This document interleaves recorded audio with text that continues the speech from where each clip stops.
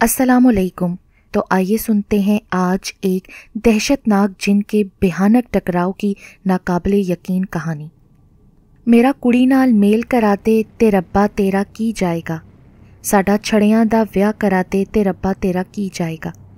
غسل خانے سے گلزار کی بھدی آواز بڑے تواتر سے بلند ہو رہی تھی۔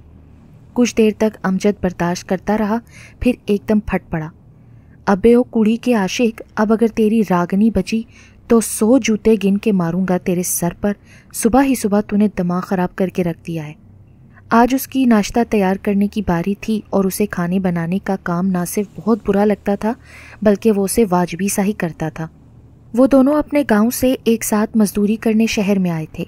پہل تو انہیں سڑکوں اور فٹ پاتھوں پر سونا پڑا، پھر جب چھوٹی موٹی نوکری ملی تو انہوں نے کرائے کے اس دڑبے نما فلیٹ کا بندوبست کر لیا۔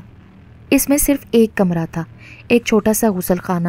کمرے کے آگے چند گز کا صحن تھا جس کے ایک کونے میں چولہا اور چند برتن پڑے تھے۔ ناشتے سے فارغ ہو کر دونوں اپنے اپنے کام پر نکل گئے۔ امجد ایک بنیان کی فیکٹری میں کام کرتا تھا جبکہ گلزار جوتے بنانے والی فیکٹری میں ورکر تھا۔ شام کو جب امجد گھر لوٹا تو یہ دیکھ کر اس کے اوسان خطا ہو گئے کہ صحن میں چولہے کے پاس ایک عورت بیٹھی ہوئی تھی۔ آہٹ پر اس نے پیچھے مڑ کر دیکھا۔ امجد کی آنکھیں تو چندھیا سی گئیں۔ وہ عورت نہیں بلکہ 20-22 سال کی ایک انتہائی حسین لڑکی تھی۔ لڑکی اسے دیکھتے ہوئے اٹھی اور اکلوتے کمرے کے اندر چلی گئی۔ امجد کو حیرت کی جگہ پریشانی نے گھیر لیا۔ 2 کنوارے لڑکوں کے مکان میں ایک لڑکی کی موجودگی ان کے لیے کیسے کیسے امتحان کھڑے کر سکتی تھی۔ امجد نے جھرجھری سی لی۔ محلے والے سب شریف لوگ تھے، وہ تو جوتے مار کر ہمیں ابھی نکال دیں گے۔ آخر یہ لڑکی آئی کہاں سے ہے؟ وہ بڑبڑاتا ہوا پلٹ کر گھر سے باہر نکل کھڑا ہوا۔ تب پہلی مرتبہ اسے خیال آیا کہ جب وہ آیا تھا تو دروازہ کھلا ہوا تھا۔ ایسا عموماً ہو جاتا تھا کیونکہ گلزار کی فیکٹری نزدیک تھی اور وہ امجد سے پہلے گھر پہنچ جاتا تھا۔ اسے خیال آیا ہو سکتا ہے کہ یہ گلزار کی کوئی واقف کار ہو، ایسی صورت میں یقیناً گلزار بھی گھر میں ہی ہوگا۔ اس نے باہر کھڑے کھڑے اندر جھانک کر دیکھا، کمرے کا دروازہ جبکہ غسل خانے کا بھی کھلا ہوا تھا۔ اس نے وہیں کھڑے کھڑے گلزار کو بلند آواز سے پکارا مگر کوئی جواب نہ پا کر خاموش ہو گیا۔ کیا بات ہے، اپنا ہی گھر ہے، چوروں کی طرح کیوں جھانک رہے ہو؟ اپنے پیچھے گلزار کی آواز سن کر وہ اچھل پڑا۔ گلزار نے ہاتھ میں سودا سلف والے 2-3 شاپر پکڑے ہوئے تھے۔ امجد نے اسے نظر انداز کر کے تیز لہجے میں پوچھا، اندر جو لڑکی ہے وہ کون ہے؟ ابے ہوگی کون، تیری بھابھی ہے، چل جلدی سے اندر آ جا، میں بازار سے کھانا لایا ہوں، ٹھنڈا نہ ہو جائے۔ امجد تو باہر کھڑا ارے ارے کرتا رہ گیا مگر گلزار تیزی سے گھر میں گھس گیا۔ پھر ناچار وہ بھی اندر آ گیا۔ بہت سے سوالوں نے دماغ میں ادھم مچایا ہوا تھا۔ آخر گلزار جیسے معمولی شکل و صورت والے غریب نوجوان کو اتنی حسین لڑکی مل کیسے گئی اور کہاں سے؟ پھر اچانک شادی جس میں امجد تک شریک نہیں تھا۔ ابے کھامڑ، کھڑا کیوں ہے ایسے؟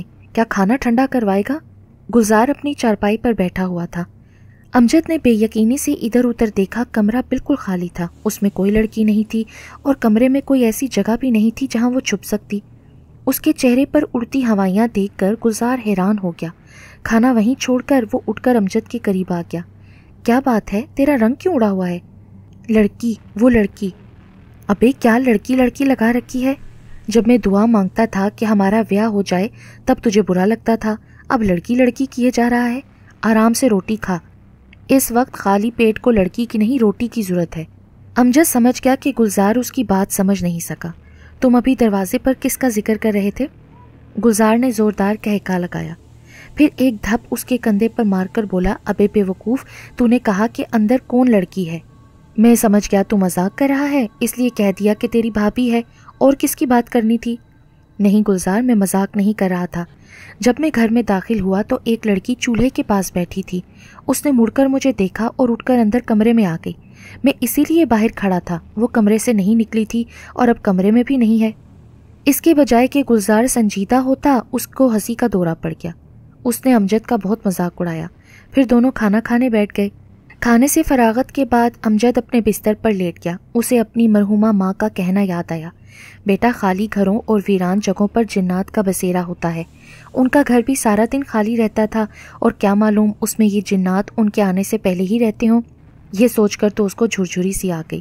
گھر میں پچھلے 15 دنوں سے وہ جنات کے ساتھ رہ رہے تھے۔ عجیب عجیب باتیں سوچتے سوچتے وہ بالآخر سو گیا۔ آدھی رات کے وقت اس کی آنکھ کھل گئی۔ کروٹ بدل کر اس نے سونے کی کوشش کی تو اسے محسوس ہوا کہ اس کے ساتھ کوئی بستر پر موجود تھا۔ غیر محسوس انداز میں وہ کھسک کر تھوڑا پرے ہٹ گیا۔ اس کے اعصاب سن ہوتے جا رہے تھے۔ امجد کے دل میں شدید خواہش جاگی کہ وہ اٹھ کر بھاگ جائے، مگر اس کے ہاتھ پاؤں نے اس کا ساتھ نہیں دیا۔ کسی کی گرم سانسوں کو اپنی گردن پر وہ بخوبی محسوس کر رہا تھا۔ امجد کی آنکھوں میں اس حسین لڑکی کا سراپا گھوم گیا، لیکن وہ نہیں جانتا تھا کہ رات کے اس پہر وہ جن لڑکی اس کے بستر میں کیا کرنے آئی تھی۔ اسی وقت خراٹوں کی ہلکی ہلکی آواز سنائی دینے لگی۔ امجد کو یہ جاننے میں ذرا دیر نہ لگی کہ اس کے بستر میں جن لڑکی نہیں بلکہ بذات خود جن موجود تھا، کیونکہ اس کے برابر سے ابھرنے والے خراٹے زنانہ نہیں مردانہ تھے۔ ایک جن کی اپنے بستر پر موجودگی کا احساس اتنا دہشت انگیز تھا کہ وہ اچھل کر بستر سے نکل گیا۔ اس نے فوراً ہی بلب جلایا۔ یہ دیکھ کر اس کے منہ سے چیخ نکلتے نکلتے رہ گئی کہ جن کی دہکتی ہوئی آنکھیں کھلی تھیں اور وہ امجد ہی کو دیکھ رہا تھا۔ لیکن پھر اس کے منہ سے چیخ نکلی جب اس نے جن کی ٹانگوں پر نظر ڈالی۔ جن کی ٹانگیں اتنی لمبی تھیں کہ چارپائی سے نیچے ایک ڈھیر کی صورت میں پڑی تھیں اور ڈھیر دھیرے دھیرے حرکت کر رہا تھا۔ امجد کی چیخ سن کر گلزار اٹھ گیا۔ کیا ہوا؟ تم ٹھیک تو ہو؟ وہ تیزی سے بستر سے اتر کر تھر تھر کانپتے امجد کے پاس آیا، لیکن امجد کوئی جواب دینے کی بجائے گر کے بے ہوش ہو گیا۔ گلزار پریشان ہو گیا۔ اس نے گلاس میں پانی لا کر اسے ہوش دلایا۔ ہوش میں آتے ہی امجد گلزار سے لپٹ گیا۔ گلزار، تیرے سر کی قسم میں سچ کہہ رہا ہوں، میرے بستر میں لمبی ٹانگوں والا ایک جن تھا۔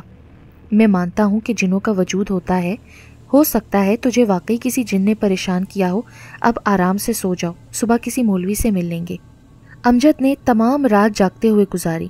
اگلے صبح وہ دونوں کام پر جانے کی بجائے ایک بڑی مسجد کے امام صاحب کے پاس چلے گئے، جو ان کے محلے سے قدرے فاصلے پر تھی۔ گلزار نے ان سے اپنا مسئلہ بیان کیا۔ کہیں تم اقبال گجر کے گھر میں تو کرائے پر نہیں رہ رہے؟ دونوں حیران ہو گئے۔ امجد نے جلدی سے کہا، جی مولوی صاحب، ہم تو اسی مکان میں رہ رہے ہیں، ابھی 15-16 دن پہلے ہی کرائے پر لیا ہے۔ مولوی صاحب کہنے لگے، دیکھو میں جھوٹ نہیں بولوں گا، اس مکان میں جنات ہیں، اسی وجہ سے کوئی بھی کرایہ دار اس گھر میں نہیں ٹکتا، اور شاید تم دونوں نے دھیان نہ دیا، اسی وجہ سے اس گھر کا کرایہ بھی بہت کم ہے۔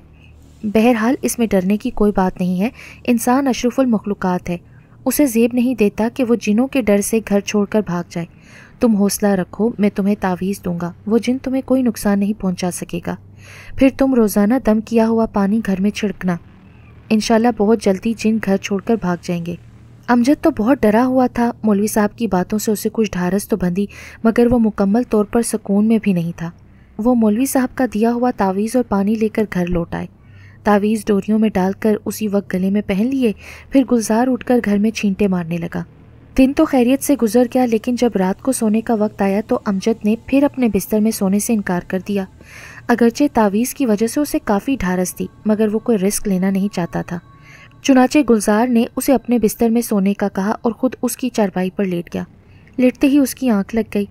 ابھی اسے سوئے کو زیادہ دیر نہیں ہوئی تھی کہ گپ شپ کی تیز آوازوں سے اس کی آنکھ کھل گئی۔ وہ چھلانگ لگا کر اٹھا اور اس نے کمرے کا بلب جلایا۔ اس کی آنکھیں پھیل گئیں۔ کمرے کے سامنے والی دیوار پر چھت سے نیچے کی طرف خون بہہ رہا تھا، جیسے کسی نے بالٹی بھر کر وہاں انڈیل دیا ہو۔ اس نے امجد کی طرف دیکھا تو وہ سکون سے سویا ہوا تھا۔ گلزار نے بے چینی سی محسوس کی۔ اس کا دل چاہ رہا تھا کہ ابھی اس گھر سے نکل کر بھاگ جائے، لیکن اس نے خود پر قابو پا لیا اور آیت الکرسی پڑھنے لگا۔ تھوڑی دیر کے بعد خون بہنا بند ہو گیا۔ گلزار پھر سے اپنی چارپائی پر لیٹ گیا، لیکن اس نے بلب بند نہیں کیا۔ اندھیرے کے خیال سے ہی اسے وحشت ہو رہی تھی۔ اگلے 2-3 دن خیریت سے گزر گئے۔ چوتھے دن جب وہ گھر لوٹے تو ایک عجیب منظر ان کا منتظر تھا۔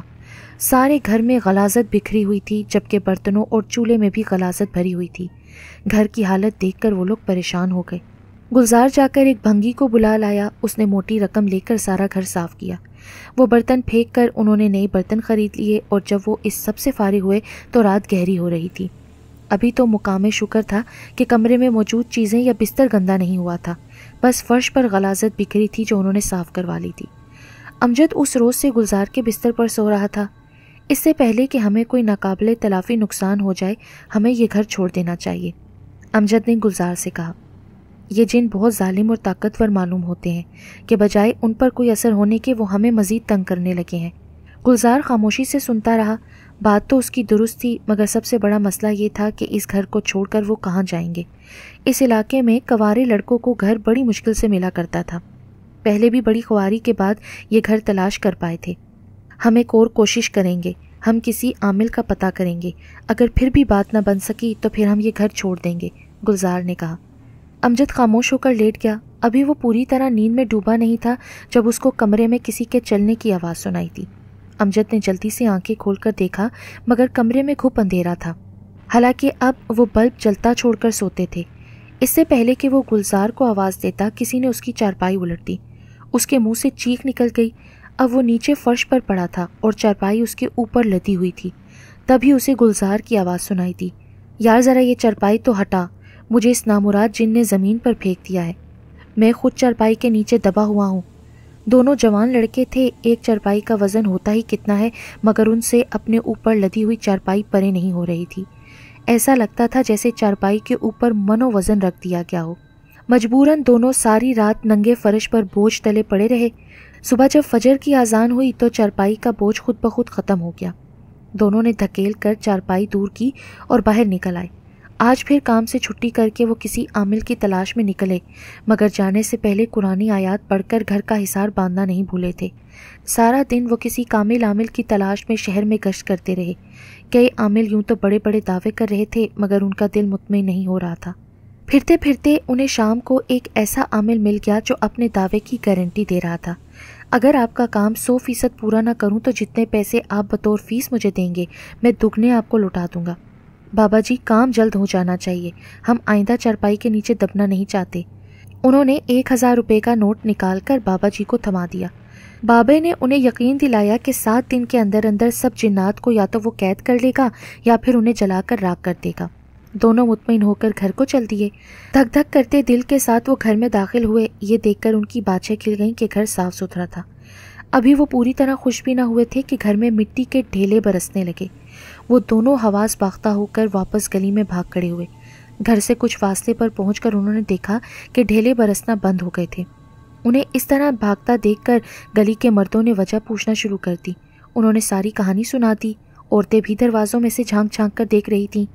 ایک شخص نے انہیں مشورہ دیا کہ جان سے قیمتی کوئی چیز نہیں، یہ گھر چھوڑ دیں۔ تو گلزار بولا، جناب چھوڑ تو دیں مگر پھر کہاں رہیں گے؟ اگرچہ ہم شریف نوجوان ہیں مگر کوئی بھی کنوارے لڑکوں کو اپنا گھر کرائے پر نہیں دیتا۔ ان آدمیوں میں سے ایک نے کہا، ہاں بھائی یہ بات تو ہے، لیکن تم فکر نہ کرو، میں بوڑھا آدمی ہوں، ہم میاں بیوی اکیلے ہی رہتے ہیں، ایک کمرہ خالی ہے، تم وہ لے لینا۔ میری اپنی کوئی اولاد نہیں ہے، مگر اولاد کا درجہ تو جانتا ہوں نا، تمہارے ماں باپ کتنا پریشان ہوں گے تمہارے لیے۔ امجد اور گلزار اتنے شکر گزار ہوئے کہ بے اختیار اس آدمی کے ہاتھ چوم لیے۔ مالک مکان بھی موجود تھا، خاموشی سے سب دیکھتا رہا۔ دونوں بھاگم بھاگ گھر میں داخل ہوئے۔ او جنوں سن لو، ہم تمہارا مکان خالی کر کے جا رہے ہیں، اب ہمیں پتھر مت مارنا، بس سامان لینے آئے ہیں۔ گلزار نے صحن میں جاتے ہی بلند آواز سے کہا تو محلے کے آدمی بھی ساتھ ساتھ تھے، سب ہنسنے لگے۔ مگر اسی وقت کمرے میں زبردست دھماکہ ہوا، سب بھاگ کر اندر گئے۔ چھت کی لکڑیوں کو آگ لگی ہوئی تھی۔ انہوں نے اندھا دھند سامان صحن میں پھینکنا شروع کر دیا۔ تھوڑا سا سامان تھا، 2 منٹ میں کمرہ اور پھر گھر بھی خالی ہو گیا۔ ادھر ادھر کے گھر والوں نے آگ پر پانی پھینکنا شروع کر دیا، لیکن جتنا بھی پانی پھینکتے آگ اتنا ہی بھڑکتی، جیسے پانی کے بجائے تیل پھینکا گیا ہو۔ دیکھتے ہی دیکھتے پورا گھر جل کر خاک ہو گیا۔ فضا میں اتنی دہشت پھیلی ہوئی تھی کہ لوگ اس گھر کے قریب جانے سے ڈر رہے تھے۔ گلزار اور امجد نے شکر ادا کیا کہ وہ اپنی جان کے نقصان سے بچ گئے۔ اگلے دن وہ پھر سے اس عامل کے پاس پہنچ گئے تاکہ اس سے اپنے روپے واپس لے سکیں، لیکن یہ دیکھ کر بھی ان کی حیرت کی انتہا نہ رہی کہ اس عامل کا گھر بھی بالکل اسی طرح جلا ہوا تھا جیسے کہ خود ان کا گھر جل گیا تھا۔ انہوں نے ارد گرد کے لوگوں سے پوچھا تو انہوں نے بتایا کہ اچانک ہی آگ بھڑک اٹھی تھی، بیچارے عامل کو نکل کر بھاگنے کا موقع بھی نہیں ملا اور جل کر مر گیا۔ دونوں افسردہ ہو کر واپس آ گئے۔ راستے میں ایک سنسان گلی میں ایک لمبا سا کھردرے چہرے والا آدمی کھڑا تھا۔ اس نے ان کا راستہ روک لیا۔ اگر آج کے بعد تم نے ہمارے ساتھ پنگا لینے کی کوشش کی تو وہی حال کروں گا جو اس عامل کا کیا تھا۔ یہ کہتے ہی وہ غائب ہو گیا۔ دونوں تھر تھر کانپتے گھر کی جانب بھاگے۔ انہوں نے عہد کر لیا تھا کہ آئندہ وہ اس مکان کے قریب سے بھی نہیں گزریں گے۔ وہ جلا ہوا مکان آج بھی اسی طرح اپنی جگہ موجود ہے اور اس کے مالک کو بھی دوبارہ اسے تعمیر کروانے کا حوصلہ نہیں ہوا۔